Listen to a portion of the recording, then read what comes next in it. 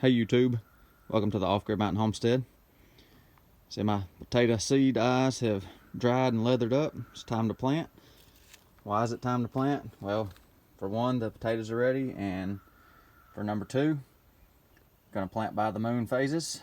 Let me show you an easy way to find that with this Farmer's Almanac. You can find the Farmer's Almanacs at your local feed and seed store or small mom and pop drugstores, places like that, or you can look up their website. There's other charts, moon phase charts to grow by, but for reference, you can see we're in March. We're planting root crops. Today's the 8th. So the moon is in a shrinking phase. We're right after a full moon, and then the actual astrological signs are lined up, so that's why it gives you these dates right here. I'm not going to nerd out on you on the moon phases and zodiac signs and all that for planting crops, but just go by the Farmer's Almanac. Usually yield good results, so that's why I'm picking today's date. And for reference, the sign is Libra. And it's going to be a beta test experimental gardening this year with potatoes. So as you can see, I'm going to do some above ground growing. I'm going to be using a sonic tube, concrete form tube, or wire spool cardboard tube. I'm going to be using some grow bags, mesh grow bags. That's a 7.5 gallon grow bag for reference, and you can see the tubes. Sonic tubes, 20 inches tall. So I had a 40-inch piece, I cut it in half, and they're cardboard, they're a lighter color. So you can see there's plenty of room to grow potatoes in there. I'm gonna show you how to do that on a hill or unfavorable garden conditions. There's setup number one. See up there on the steep hill, I flattened out a spot, 2 7.5 gallon grow bags, and then 2 of the sonic tubes. Let me get a little closer shot for you. So here's a little bit of a close-up shot. Leveled the spot off. Of course, native soil in the bottom of that to start with. I'm going to amend it. Native soil in there. Of course, the grow bags are not going to be able to touch the soil, but the roots can grow through and contact the soil. But we won't know if that's going to happen or not out of these particular bags, but I've seen it before. And I'm going to prepare the soil, amend it. The grow bags are going to be potting soil in those, a layer in the bottom, with rabbit manure. So I'm gonna have a layer of rabbit manure, and then potting soil, and then we'll plant potato seed pieces.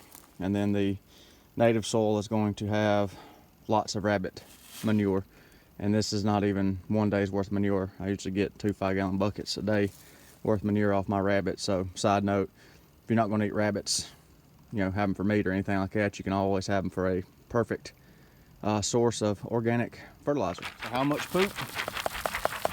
Yeah, let's try about that much right there. About half of a bucket full in each of the sonic tubes.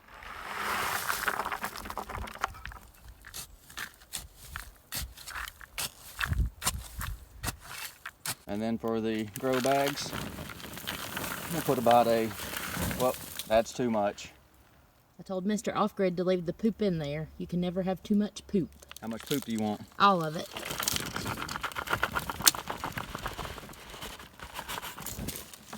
That's definitely too much. Way too much.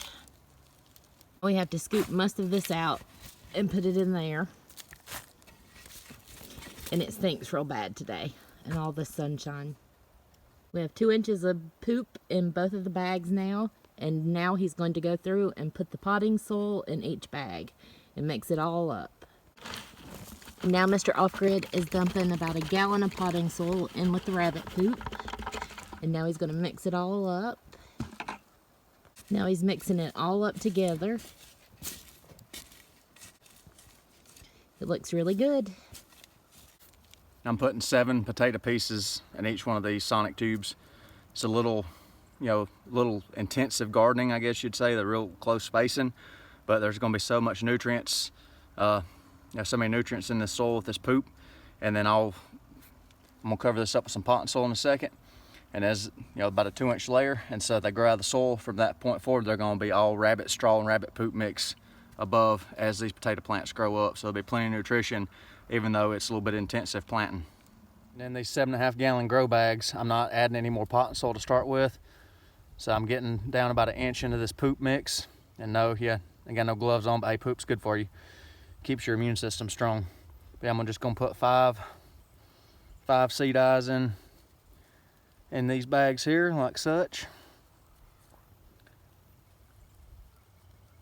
And then just lightly cover them. And as they grow in these bags, I'm gonna fill these with potting soil. So these fabric bags will be potting soil and the sonic tubes are gonna be straw above the soil layer.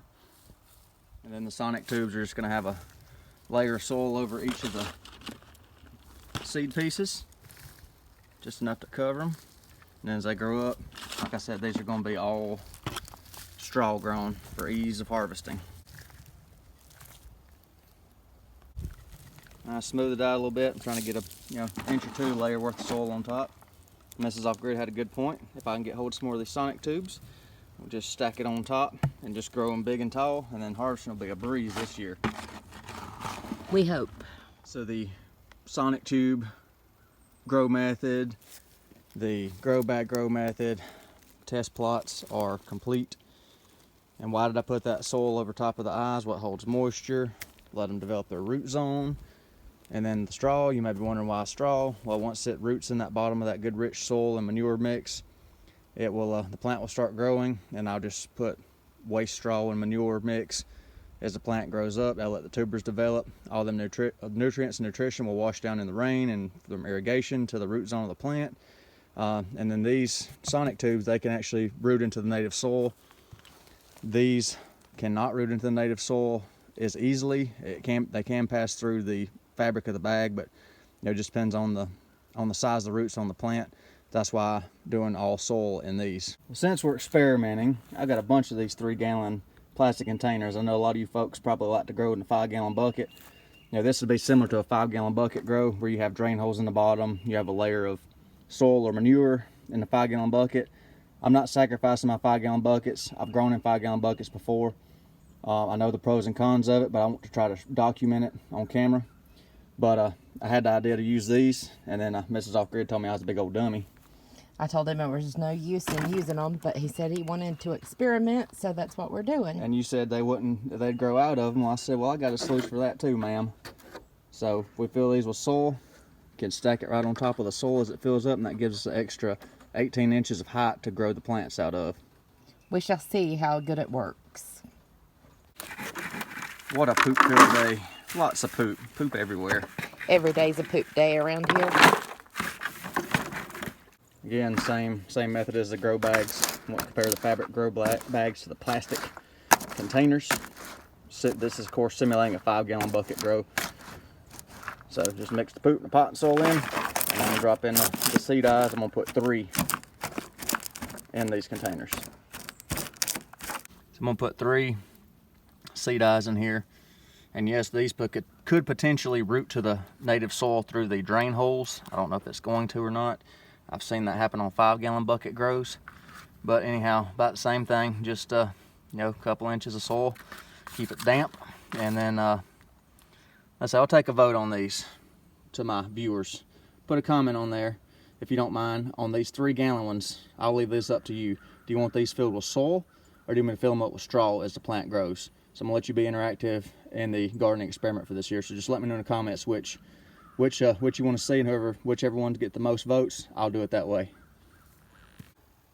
So there's the experimental above ground limited space grow set for this year. 2 3-gallon plastic containers, 2 7.5-gallon fabric grow bags, and then 2 20-inch tall by roughly 20-inch diameter sonic tubes. One more step, and then we'll be finished. No, I'm not. Watering's not the last step. It's supposed to rain tonight, so I'm not watering. I will irrigate tomorrow if it does not rain this evening. But anyhow, the last step is Dr. Earth Organic Fertilizer and mycorrhizae. No, I'm not putting both in each container. Dr. Earth Organic Fertilizer has mycorrhizae and different bacteria in it. I'm not using it for the nutrition. I'm using it for the mycorrhizae to develop the microorganisms in the soil. And also the mycos, there's a different strain of bacteria in between the two, so we're going to experiment. The containers marked M with paint marker are going to have mycorrhizae applied to them, and then the ones with D are going to have Dr. Earth fertilizer put in them. And that may skew it a little bit due to the fertilizer in the Dr. Earth, but I'm not applying it at the recommended rate. I'm doing a quarter rate just to get that mycorrhizae. And what does mycorrhizae do? it develops the root zone, helps you get large, massive root development. And as they say, bigger, better roots, bigger, better fruits. Then the Dr. Earth, I'm just going to sprinkle a couple, maybe 2 or 3 teaspoons in these big containers. I'll do 2 teaspoons in the 7.5 gallon containers and 1 teaspoon in the 3 gallon plastic containers.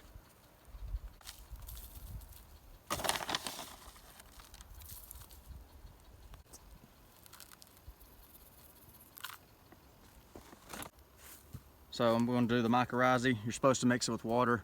I usually use a 1/4 teaspoon to a gallon. It don't take much, but since it's going to rain, no need to water. I'm just going to gently sprinkle, evenly distribute around here. I'm going to go and put 2 in these big ones right here. I'll put 2 1/4 teaspoons, so half a teaspoon in there, and that rain will draw that mycorrhizae fungus or bacteria down in there, and yeah, get everything with a jump start. Now do 1/4 teaspoon in the 7.5 gallon bag, about a 1/4, and then an 1/8. So not quite half a teaspoon, about 3/8.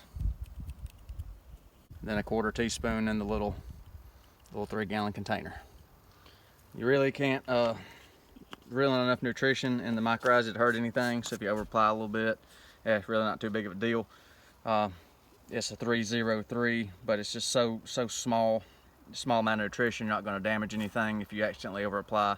Just gives a little extra bacteria and funguses and stuff in your soil.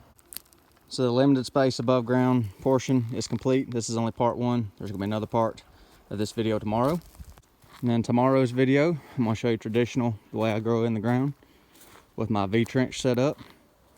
So be sure to check back for tomorrow's video, because no, I'm not done. I was filming this as me and Mrs. Off-Grid work today. So all this is going to be filled up before the end of the day, but I'm going to film it while we're working.